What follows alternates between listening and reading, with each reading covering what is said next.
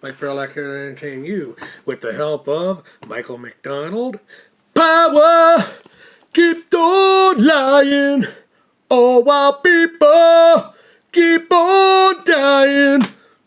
Yeah, that sounds about right. It's funny how these old songs, a song called Higher Ground, but funny how these old songs, some of them are still very relevant. Power keeps on lying, all while people keep on dying. The fentanyl crisis comes to mind. So when it comes to the Bible, obviously I'm still learning. The pastor today at church was talking about Genesis 1, the story of Genesis 1 and Genesis 2. The differences being Genesis 1 is more like a story line based around like a kind of like an architectural point of view, whereas Genesis 2 is more based around an artistry point of view. And it got me thinking a question I was pondering with a coworker many years ago on the question of what is human intelligence? Is it knowledge or is it imagination? I've talked about this on my channel before. People always make the argument that the Bible is contradictory, and it is an argument I would yield to myself back in my self-proclaimed atheist days. But I didn't know personally. I just would repeat talking points from TV, namely NBC, which is the network that most of the shows I watched growing up was on. Anyways, one of my video shorts I posted recently was kind of a reaction to a video I saw from Daryl Adog, where he's talking about that guy who apparently tried to rush the stage at a recent Trump rally, and they were talking about how in the future that Trump should have like bulletproof glass around him when he's on stages and stuff. And it got me thinking. I still own this toy. This is a Micro Machine.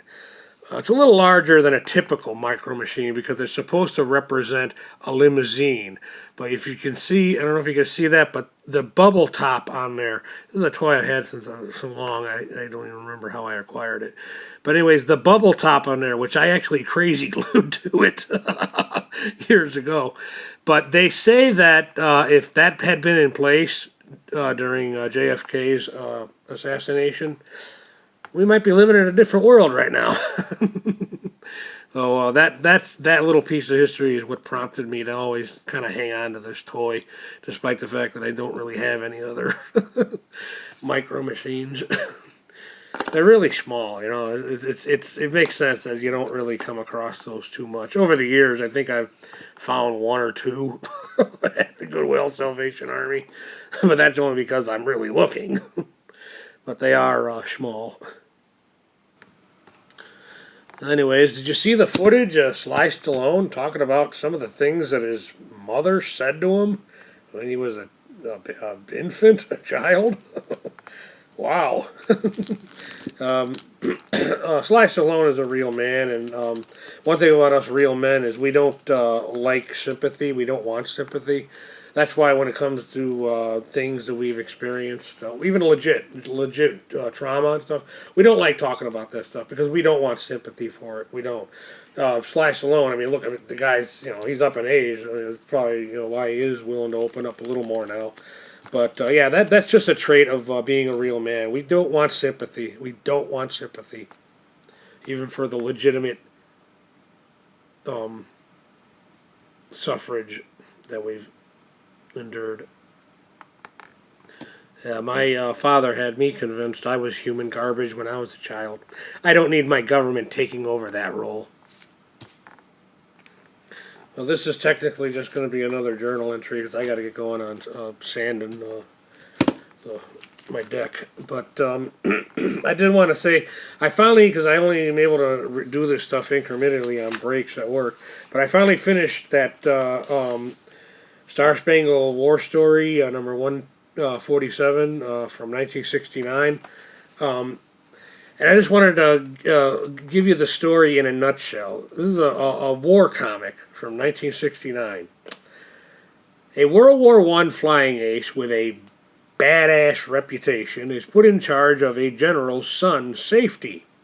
When the veteran ace fails, the general puts him on extreme missions which only lead to the death of many young, non-experienced flying aces. The ace proves to be the better man, and then to be a better man than the general. Also, in a leap of faith, he kind of sort of invents the parachute. This is like a movie plot. But yeah, it's like everything, even storytelling, even story and comic books are deteriorated. I just want to read the very last few panels of that story to you, just so you get a feel for what it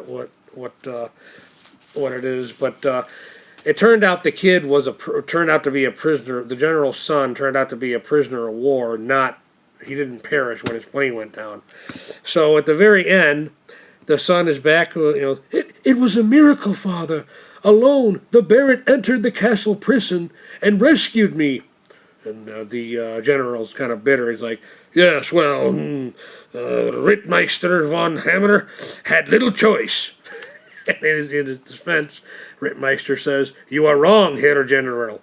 I could have allowed you to murder all my brave young pilots for the sake of your personal revenge, but I chose to stop it. The choice was mine. Perhaps in time, the bloat you have put on your honor may eventually be cleansed. You see, the skies need no assistance to wreak vengeance and death. You just don't see writing like that anymore. This particular copy doesn't have a cover. It's the only reason why I was able to afford to buy it. All right, last but not least for this journal entry, I just wanted to share a little anecdote that happened at one of my jobs, the grocery store job. So apparently the employee bathrooms there are unisex, and I didn't know. So I'll tell the story. So, I was using the employee facilities marked men's at work, and I noticed somebody left their phone in there.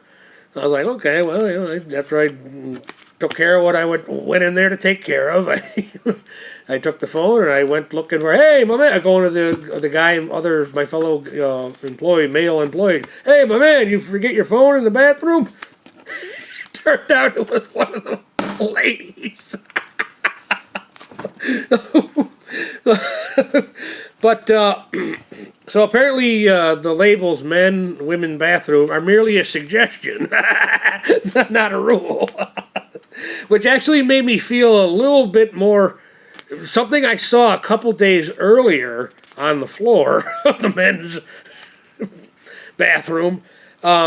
Okay, made a little more sense. I actually saw a fingernail, and I wouldn't even have noticed it if it didn't have glitter on it. I mean, I don't go consciously looking for this stuff, I promise you. But this particular fingernail on the floor of the men's bathroom had glitter on it. So right away I'm thinking, how the hell did that get there? I'm thinking, did some guy get fresh with a lady and she had to pull a Catwoman on him? And then he had to excuse himself to the men's room so he can declaw his arm or something. That's what I thought. But then I also thought, well, it is a brave new world we're living in. Perhaps it was a guy who happens to wear nails with glitter on it. It's hard to tell these days. I guess that's what some people call progressiveness. I don't know. I can't relate to that. That's not progressiveness to me, but... Well, anyways, that's my anecdote from work last week. So, Mike Perlak, this will be journal and YouTube journal entry number, whatever it is. I'll look it up. Thank you for your time.